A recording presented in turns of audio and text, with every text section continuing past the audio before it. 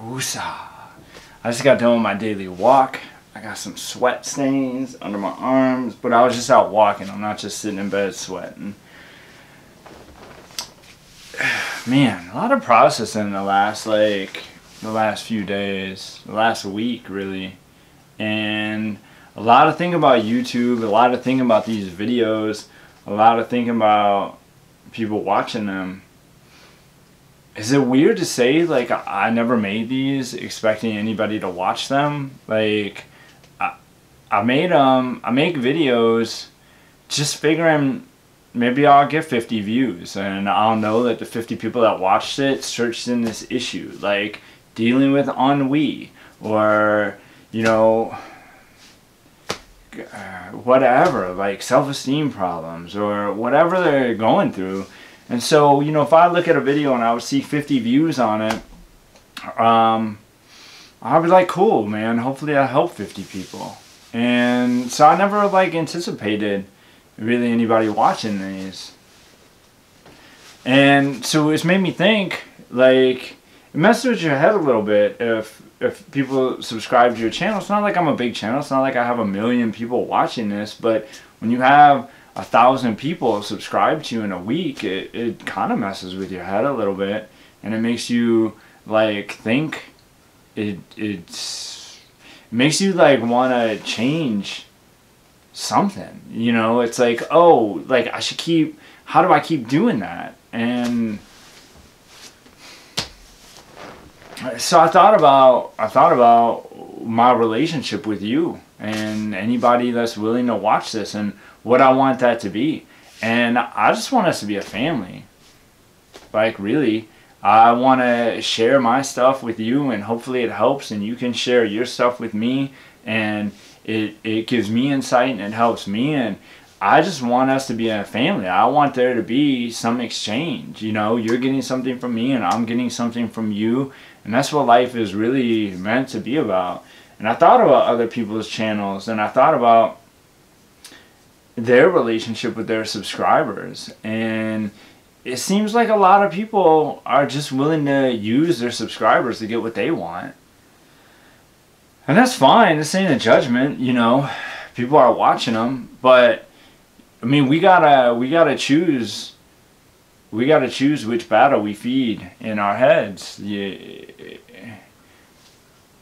Like, darkness can only survive in the shadows. Like, it can't. If we start talking about it, if you and me start talking about our problems and our differences, and you ask me things and I ask you things, and we're interacting with each other, these fears or insecurities, this darkness, these little evil things in life, they can't flourish. They don't have a space to grow. So, you know, we take away, through interacting, we take away their space to grow. And so we choose what we want to feed. We choose if we want to feed the light, or we choose if we want to feed the dark. And the one that we feed the most will grow the most. And I think that's really important. I think it's really important that all of us do that. It's just amongst humans, not based on politics or gender or race or wealth or any of that. I think we all have something to learn from each other. We all have something to teach each other, and we all need to stay curious about what those lessons are. I think that's important. And, you know, I'm direct, and I'm head first. I'm head driven. But, you know, I spent a lot of time and effort to integrate my heart and to engage my emotions and feelings, and to be empathetic and empathic to people when I am. And, you know, I'm proud of myself for that. I put a lot of work in to become somebody that I'm happy to be. And I've never, you know, there's been times in my life where I wasn't happy with the person I was, and so it pushed me to try harder. And, you know, you gotta ask yourself a lot of shitty questions sometimes, like, why do I do this thing? But I wasn't scared to go through those dark places inside of myself to try to root out anything that I didn't want growing in my garden, so to speak. So to that, really the point of this video is, you know, it's a lot of lazy terms now that people use, and they use them to instill some sort of fear. They use them to instill, to get views. They use them. They don't care what they do to the community, because I tend to look at, you know, my spirit animal. My spirit animal is a snake, and a snake is all about healing and growth and regeneration. And you know, I always kind of view myself as a snake in an aspen grove. All the aspens are connected. They all share the same root system. So what one does affects another. And so what I do affects you. And it doesn't matter, that's just a human thing. It's gonna, what I say, what I do, it affects you. And so for me to disseminate some sort of a shitty perspective to try to benefit me and to try to make my channel grow, or to try to profit in some way, to try to make my life better at the expense of other people, even if it's just energetically, even if they're just willingly soaking it up, like energetically, I'm still not putting out a message that I'm okay with. I'm still not putting out a message that is karmically good and positive and creating good energy. And you know, whatever you believe in, I believe in energy. I believe in some higher power. I believe in something energetic, and we affect it and we interact with it daily, and it affects us.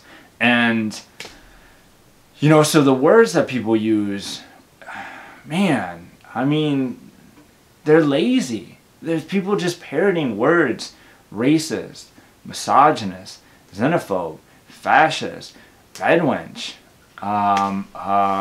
transphobic. Like, these are just words that have been implanted in the minds of the weak, so that they can parrot them, so that they don't open up and engage in actual functional dialogue that will help them grow and mature spiritually and become more self-aware. I mean, these words are just meant to literally shut down growth and divide. That's it. They're just meant to shut down growth and divide, whether it's fetishizing or whatever. I mean, let's think about the mind of somebody that's willing to call people a bedwench. Man, like, what are they saying? They're talking about a woman that are they talking about the 17 and 1800s? It's like, it pains my heart to even think that somebody would take a woman that was ever in a position in her life, and there was ever a time in history that she had to make a choice like that and say, okay, my survival is dependent on me compromising these things about myself, and then to use that as a name and call people now for completely different motives. Like, you know, the empath in me, like, can picture what it would have been like to have to make a decision like that. And I couldn't imagine calling somebody things like that. I just, you know, so I'm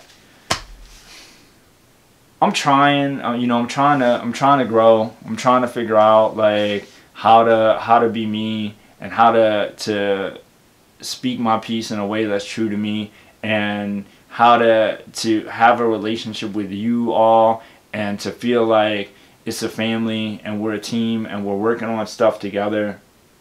And you know, I don't mind the comments. You see, I'll feel them. I talk about troll all you want, because to be honest with you, I'm like the troll of all trolls. If you look up my MBTI type, ENTP, I will out troll the best of them. I mean, if you joined an ENTP related MBTI group, you would see, like, I could feel that stuff. I at one point had multiple accounts on Facebook back when I used to use Facebook, and I, like, literally trolled as a hobby.